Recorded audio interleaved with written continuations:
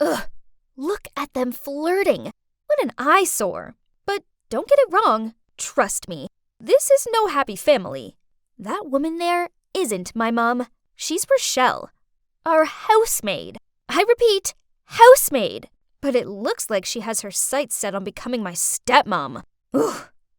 We only hired her because after my mom passed away, Dad and I struggled to deal with our grief, and our clumsiness as well, so tidying the house didn't take priority. I suppose Rochelle was an okay maid. Can't deny that she's a good cleaner, and her cooking is tasty. However, recently, I've noticed that she always cooks Dad's favorite meals. Also, they laugh and flirt and constantly give each other these gooey-eyed looks. Yuck! Today, she even took out her handkerchief and attentively wiped my dad's sweaty forehead. Who does she think she is? She definitely wanted to hypnotize Dad.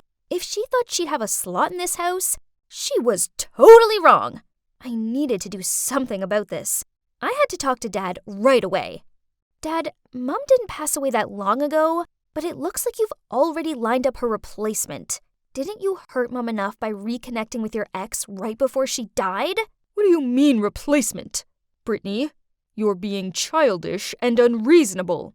I don't know, and I don't care. But I want Rochelle to get out of our house immediately. She's for sure trying to get something out of you.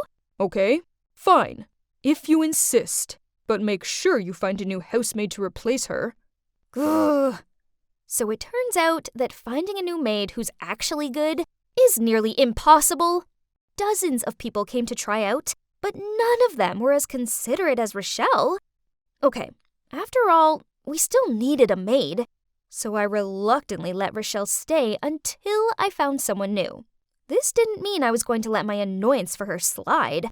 I decided that while I was stuck in the same house as her, I may as well play some tricks on her to let out my anger.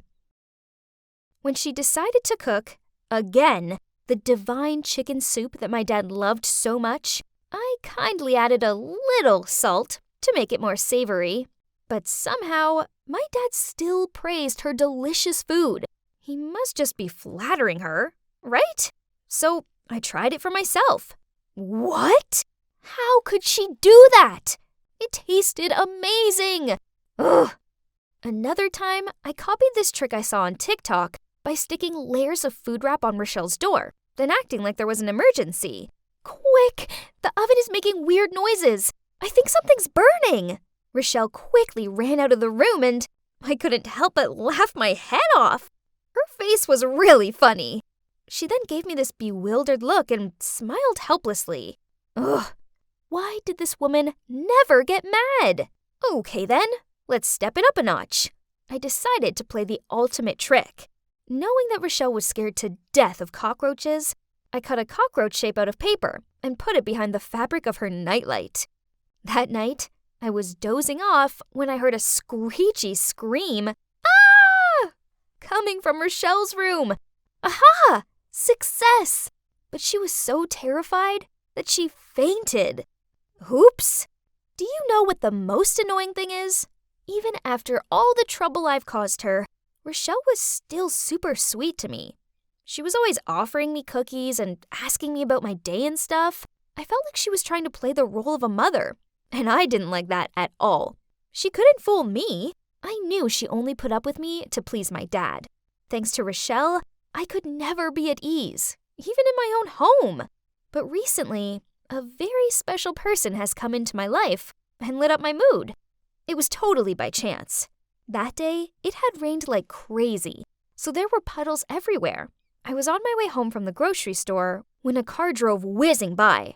I thought I was going to get a free bath, but then suddenly, an arm pulled me back and shielded me with his body. Just like in a romantic movie, standing there was a boy, soaking wet, asking if I was okay. Aww, he had totally swept me off my feet. We walked together for a while, and he told me his name's Chris, and he lives in the next neighborhood. That's it! I needed to find a way to impress Chris and also thank him for helping me.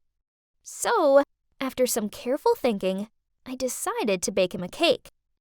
I'd seen Rochelle bake before. It looked easy peasy. So I baked one and gave some to my best friend Sue to try. But she spat it out and said, "Ew, gross." I sadly sat in the kitchen, staring at my pathetic cake, and wondered where I'd done wrong. That's when Rochelle stepped into the room. But to my surprise, instead of laughing at me, she patted me on the shoulder. Come here. I'll teach you how to cook. Rochelle was a good cook, so I'd be stupid not to learn from her.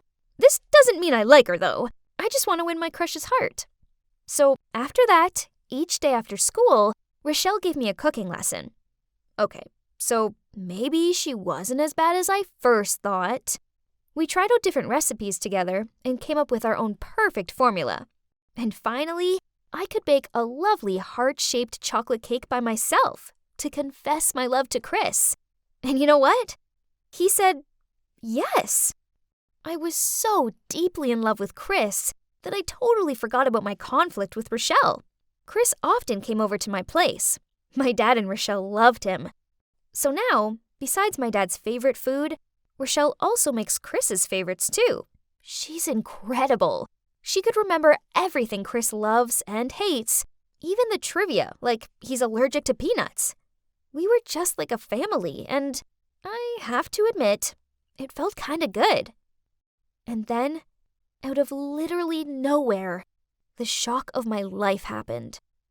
My dad passed away from cancer. I didn't even know he was ill. As you might guess, I totally broke down and didn't want to do anything after that. My mom and dad had both left me, just within a single year. But at least I still had Rochelle and Chris beside me. Rochelle took care of me like I was her actual daughter. I was going through such a tough time in life, but having them around made me feel like I wasn't completely alone. The grief had to fade away eventually, and it's gonna be okay from now on, I thought. Until one day, I was baking cupcakes when my dad's lawyer appeared and showed me the will. Turns out, my dad had left the house to me, but only on the condition that I had a guardian, some woman named Laura. Huh? That's odd. I don't know anyone named Laura, but wait, I think I've heard this name from someone. Oh, my mom. When she was in her last days, Mom once told me that my dad had been talking to his ex again, and her name was Laura. Could it be her? Did he seriously make his ex my guardian? Unbelievable! I had to get to the bottom of this. But how could I find this mystery Laura? I had no family. Well, besides my Uncle Colin, who was living in France. So I contacted him and told him everything. He flew back at once, and although I hadn't seen him in years, I couldn't hold back my emotions and ended up sobbing on his shoulder. And then he told me the horrible truth. Laura is none other than the woman who had just walked through the door. It was Rochelle, the woman who had been living in my house. I couldn't believe my ears. What on earth is going on? So Rochelle moving in was no coincidence? My dad sneakily snuck her in as a maid so they could be together? My pain and disappointment were overwhelming, but I had to calm down so I could think rationally. I knew I needed to be smart and outplay Rochelle at her own game. Since then, I started watching Rochelle and noticed something strange. Rochelle and Chris were a bit too close and intimate. I often saw them whispering to each other when they thought I wasn't looking. What did this mean? Could it be that Rochelle was trying to coax my boyfriend into one of her dark schemes? Or, worse still, was the guy I loved cheating on me with an older woman? My suspicions deepened. When a few days later, Chris told me he was sick, so I had to take the school bus for a couple of days. And Rochelle also asked me for a few days off. Could it just be coincidence? I didn't think so. So I decided to be a detective for once.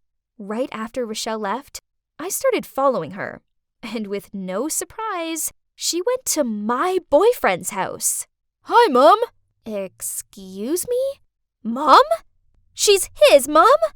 So that means she not only flirted with my father, but also planted her son to distract me to take over my family's property?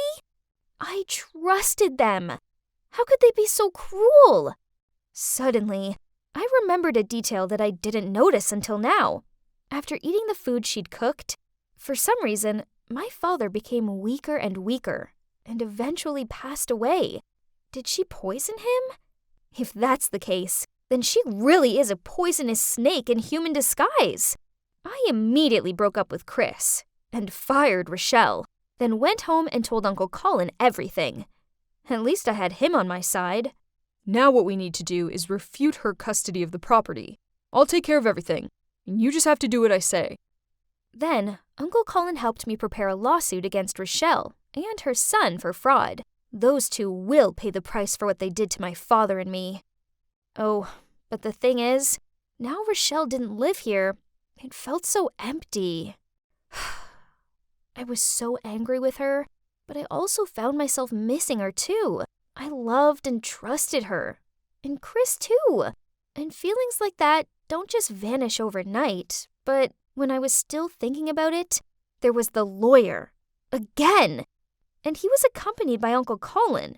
What's happening now? Miss Brittany Jensen hereby transfers the entire estate of 25 Oakwell House to Mr. Colin Jensen, as signed by both parties. Huh? Signed?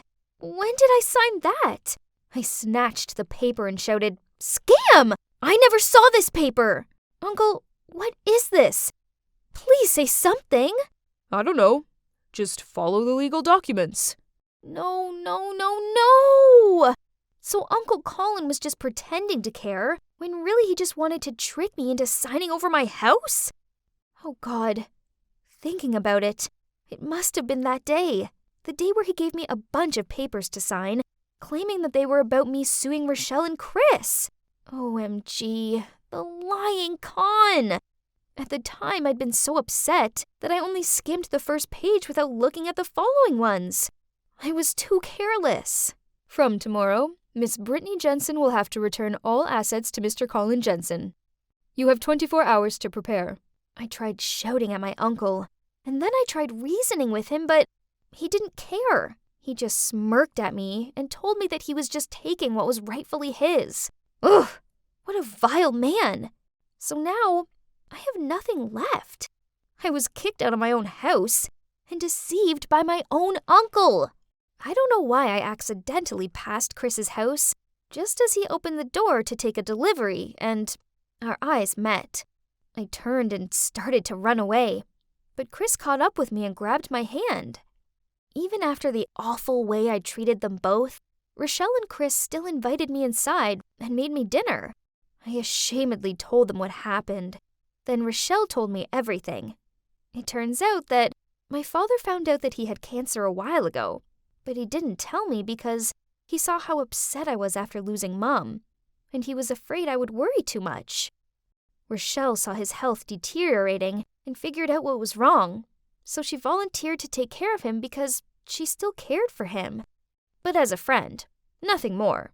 As for the will, my dad understood Uncle Colin all too well and didn't trust him, so he gave custody to Rochelle. But unexpectedly, in the end, I still stupidly fell into his trap. As for Chris, I really didn't know you two knew each other until you brought him home. But at that time, I didn't want to confess I was his mother and affect your relationship. I'm sorry, Brittany. Britt, please stay here with me and Mom. We'll get through this tough time together, okay? That's right, darling. No matter what, we'll never abandon you. I'm sorry. I misunderstood you both. It's okay. Everything will be fine from now on. You'll never have to do this alone. Yeah, every dog has its day. This is totally not wrong. My life is nothing like my previous wealthy one, but I have something that my conniving, vulturous uncle doesn't have, and that's people who love and care about me. What my uncle did was wrong, and Rochelle and Chris are helping me to make a legal case against him. As for now, well, I still haven't given up on my passion for cooking and still practice with my master every day. And you know what? I just won first prize at the city cooking competition. Right, I better go, as I have a big treat planned for Rochelle and Chris.